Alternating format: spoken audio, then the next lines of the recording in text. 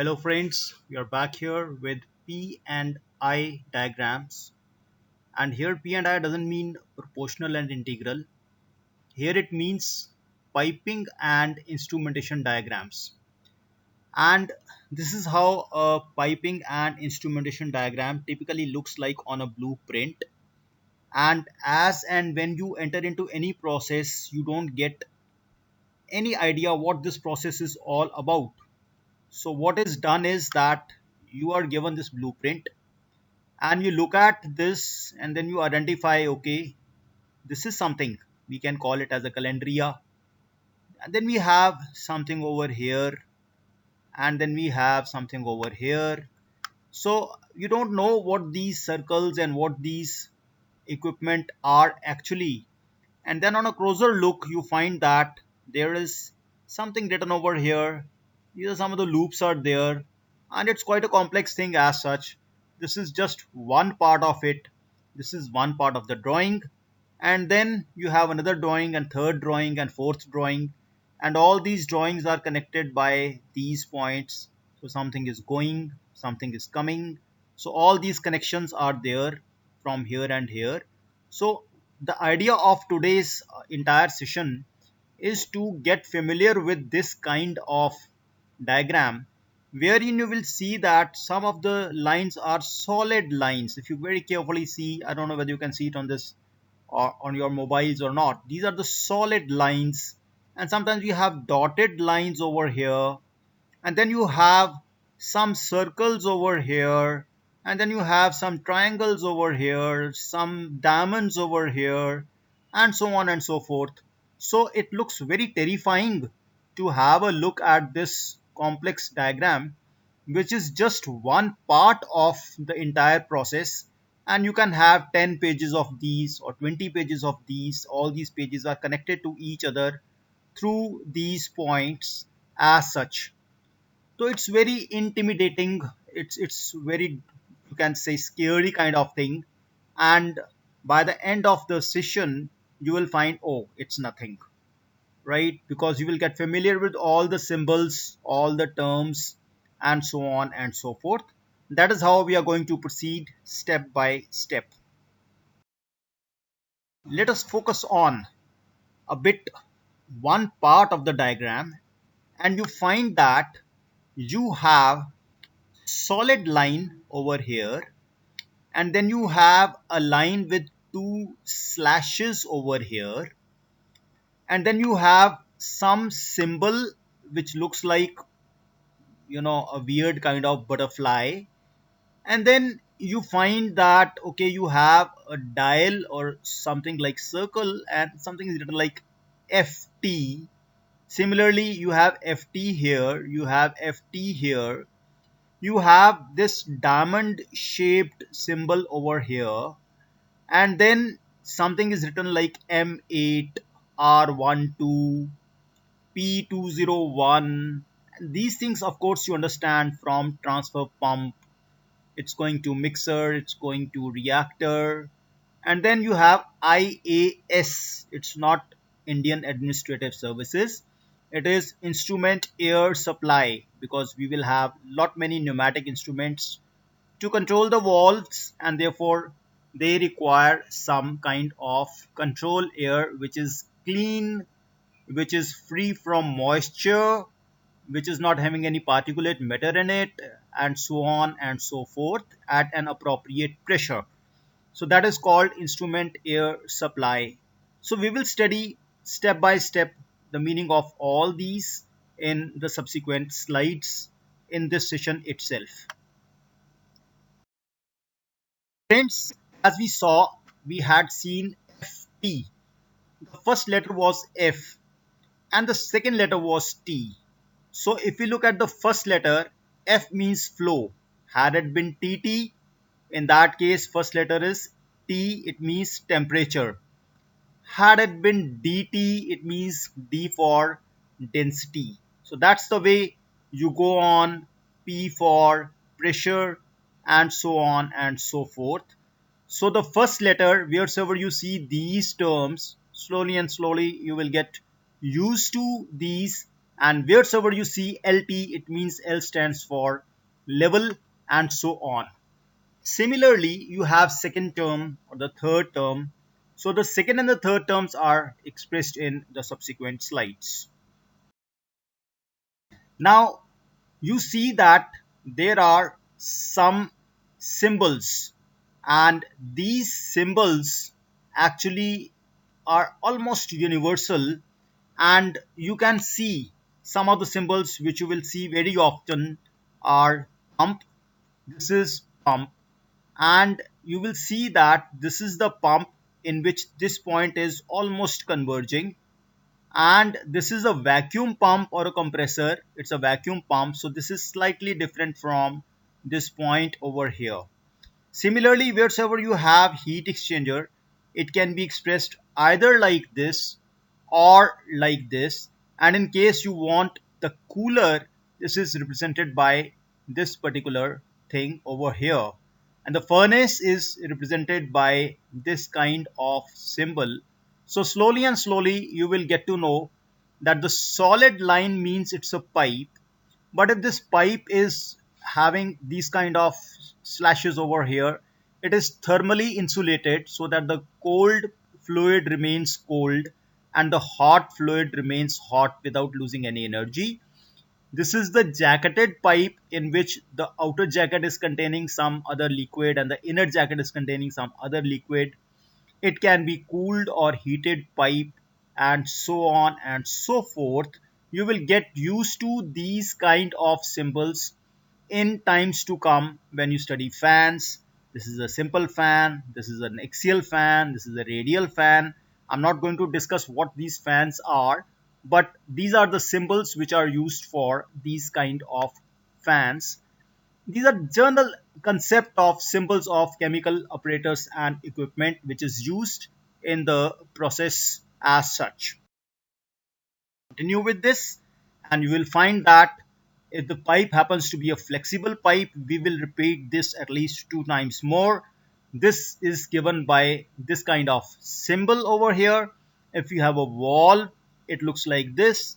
If it is a needle valve, you have all done of these valves. Its symbol is given by this. Butterfly valve is represented like this. A manual valve is represented like this, and the control valve with pneumatic diaphragm over here is represented something like this. So is true for the ball valve over here, and so on and so forth. Now, as I said that you will be given these kind of things. This flexible pipe, it goes like this.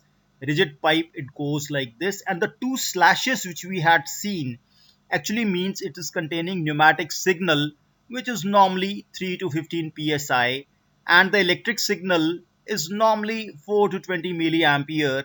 But in case you have some wire carrying data, it's a field bus or a PLC link or any kind of data carrying connection, that is represented by bubbles over here. So simply you can get to know that these bubbles, they represent some digital data is going over this line. To other control symbols, for example, if I say you have a PID controller, the letter codes can be PC. PC means pressure controller, temperature controller, and so on. Now these symbols, you can have a symbol with nothing on it, with a single dotted line over here, or with a double dotted line over here. So when there is nothing in over here, it means it is either placed on the pipe, it is a kind of detector or whatsoever, it's placed in the process, but it is not in any gas rack. It is not given any protection in a gas rack. The moment it is put in a gas rack, in a kind of protection, it's not open in the environment, in the process, it's given in some enclosure. You put a single line over here, and when you place it very safely inside the control room, inside a panel, then you put these two lines over here. This is how we tend to know the location where the thing is placed. Now coming to the PLC symbols, In case of PLC, which is normally represented by a rectangle over here and another diamond inside over here. So this is a kind of detector on the pipe. It is again, it can be for the pressure or temperature or whatsoever. This is inside the rack, inside the gas rack, and this is, but it's in the field. It's in the field. It's in the rack, but it's in the field. And this is in the control rack in the control room. So these are the PLC symbols as such over here.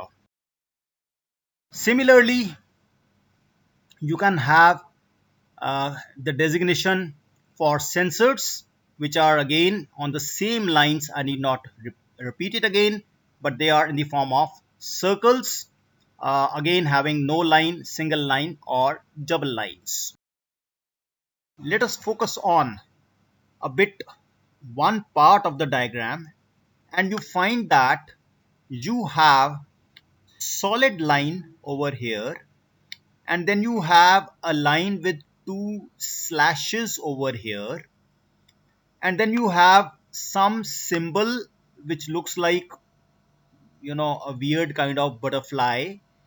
And then you find that, okay, you have, how do you identify the instrument? Now, as I said that the first letter, it indicates it's a flow. If it is T, it means it's a temperature. If it is F, it's flow. If it is P, it's pressure. If it is L, it is level, and so on. This is what we had seen. The second letter, if it is I, it means it's indicator.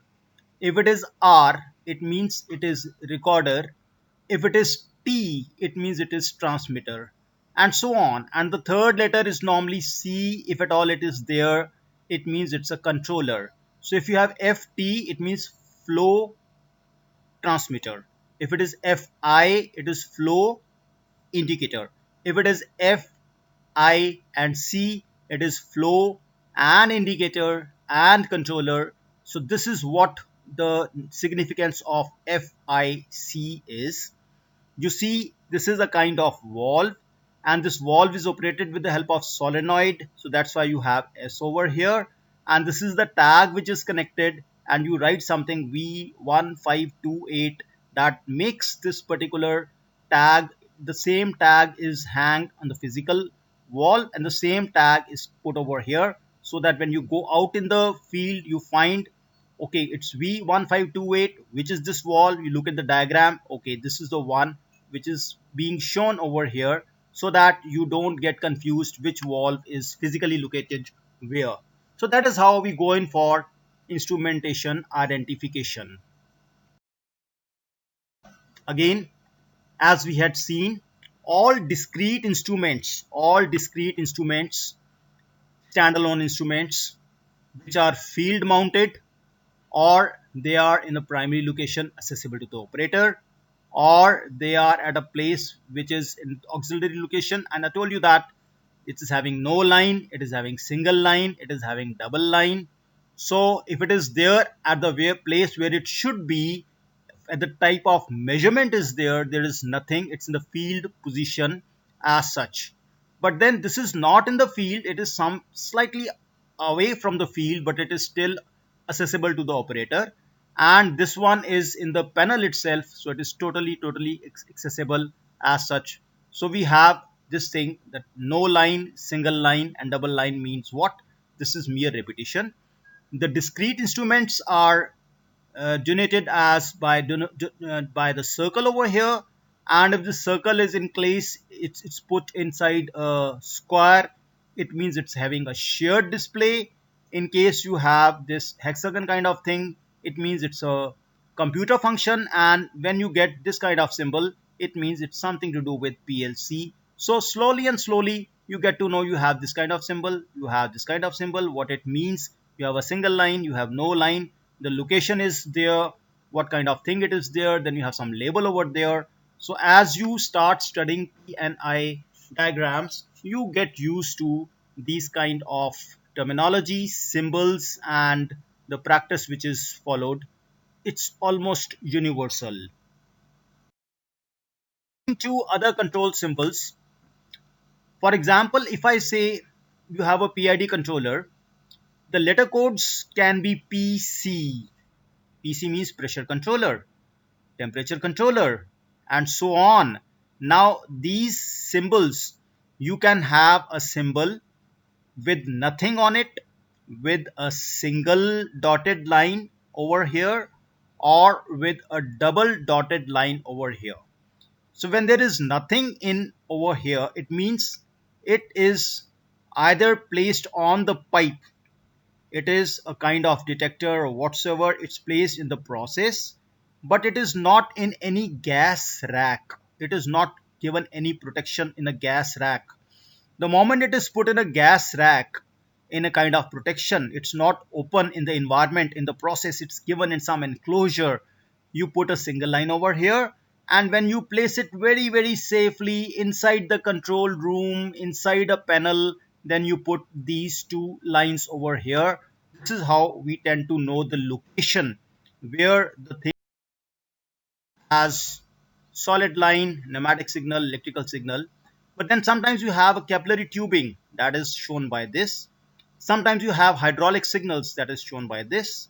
Sometimes you may be having some guided waves, electromagnetic, that's shown by this. And this is what I already shared with you. It's the data link shown by this. So this is how you represent the various connecting lines. Now, when you look at this diagram, you don't get scared. Now the things are familiar. Now the things are somewhat digestible. As such, you can see what is written over there, what it actually means.